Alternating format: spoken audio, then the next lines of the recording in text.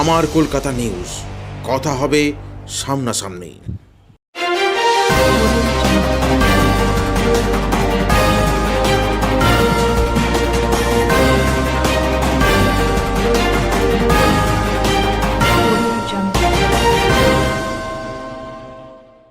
অভিজিৎ গঙ্গোপাধ্যায় নিয়ে বিস্ফোরক কল্যাণ বন্দ্যোপাধ্যায়।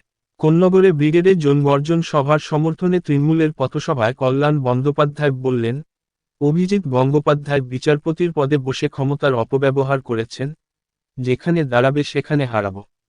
আসুক রাজনীতির ময়দানে। 2014 থেকে 2024 সালে নরেন্দ্র মোদীর জামানায় বিচার ব্যবস্থাকে নষ্ট করেছে। প্রলোভন দেখিয়ে বিচারপতিদের কিনতে চেয়েছে, নিজেদের কাজে লাগিয়েছে। একজন ভারতের প্রধান বিচারপতি বড় বড় মামলা শোনার পর রাজ্যসভার এমপি হয়ে যায়, আবার কেউ রাজ্যপাল হয়ে যায়। বিচারপতি গঙ্গোপাধ্যায়কেও ইস্তফা করিয়ে লোকসভার এমপি করার স্বপ্ন দেখাচ্ছে। ও যেখানে দাঁড়াবে সেখানে হারাবো, অত সহজ নয়। এতদিন ওই পদে বসে অপব্যবহার করেছ, এসো এবার রাজনীতির ময়দানে দেখি কত ক্ষমতা। কিছু জানে না গঙ্গোপাধ্যায়, ভগবান ছিল না। আমি প্রথম থেকে বলেছি গঙ্গোপাধ্যায় রাজনৈতিক উদ্দেশ্য নিয়ে বিচার করছেন, আজ প্রমাণ হলো। এর আগে শুভেন্দু রাজীবরা যখন বিজেপিতে যায় আমি 8 মাস আগে বলে দিয়েছিলাম।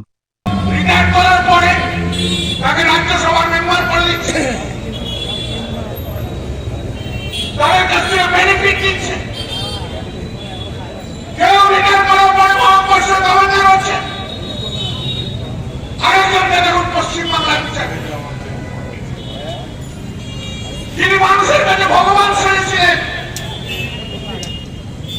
ভগবান শাস্তি দেওয়ার চেষ্টা করছে। আমি বারবার বলেছি, আমার কথা কখনো ভুল হয় না, হয়নি। এখন বলেছিলাম তো শুভেন্দু অধিকারী দল ছেড়ে যাওয়ার 8 মাস আগে বলে দিয়েছিলাম কিনা, কেউ বিশ্বাস করতে চাইনি। বলেছিলাম কে বলো, এরকম অনেক কথা বলেছিলাম। একথাও বলেছিলাম বিচারপতি গঙ্গোপাধ্যায় রাজনৈতিক উদ্দেশ্য নিয়ে বিচার করছে। নির্বাচনের আগে পদত্যাগ করে রাজনৈতিক দলে যোগাযোগ করবে। দেখুন আজকে তাই বলেছে, কারণ আগে সেই দল হতে চলেছে। সেটা নিয়ে আজকে বলেছে যে পদত্যাগ করছি।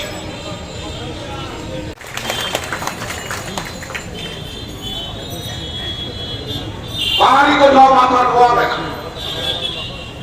আমরাও লড়বো, লড়তে লড়তে দেখবো। কোন জায়গা কারো পারমানেন্ট নেই, আপনার জায়গাও পারমানেন্ট না। কি বলেছিল 200, বলেছে কত 70, আর এবারে কত বলেছে 400।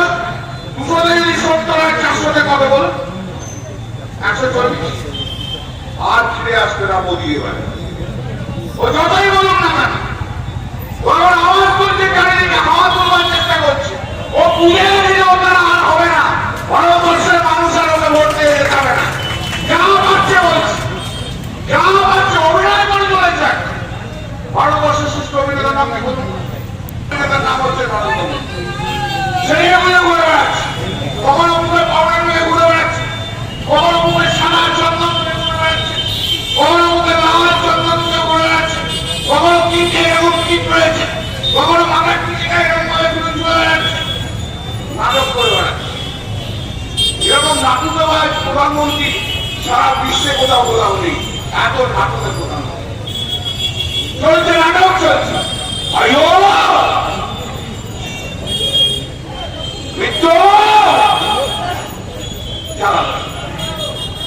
চলছে নাটক, ভারতবর্ষটাকে শেষ করে দিন। মণিপুরে কি হলো? মণিপুরে তো হাজার হাজার মহিলা ধর্ষণ হয়েছে, মণিপুরে তো হাজার হাজার খুন হয়েছে। কেন মুখ করেননি আপনি? কেন একবার মণিপুরে যেতে পারেননি? কেন যেতে পারেননি? হিম্মত হয়নি আপনার? মণিপুর কি ভারতবর্ষের অঙ্গরাজ্য নয়?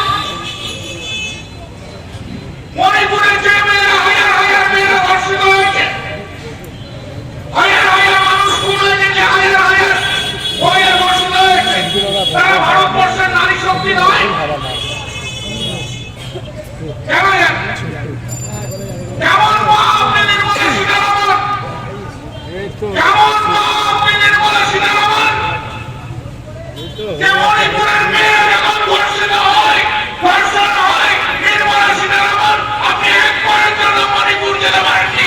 আপনি ভারতবর্ষের লজ্জা। কেমন মা, কেমন মা, ছি, ছি।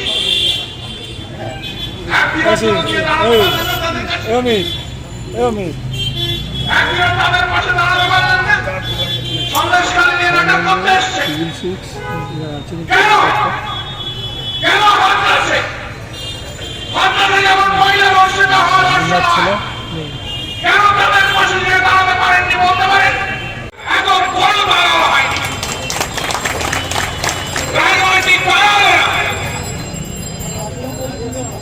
কেন হলো? ওই ভারতবর্ষকে রাখা হয় কেন হলো? আর 2014 থেকে 2024-এর মধ্যে নরেন্দ্র মোদীর চলনায় বিচার ব্যবস্থাকে, নরেন্দ্র মোদীরা বিচার ব্যবস্থাকে নষ্ট করতে চেয়েছে। জনগণ প্রবন্ধকে কিনতে চেয়েছে। তাই 2098 ভারতবর্ষের চিফ জাস্টিস অফ ইন্ডিয়া বড় বড় মামলা শোনার পর আসে রিটায়ার করার পর রাজ্যসভার মেম্বার হয়। তার আগে একজন chief justice of India retire করার পর গভর্নর করেন।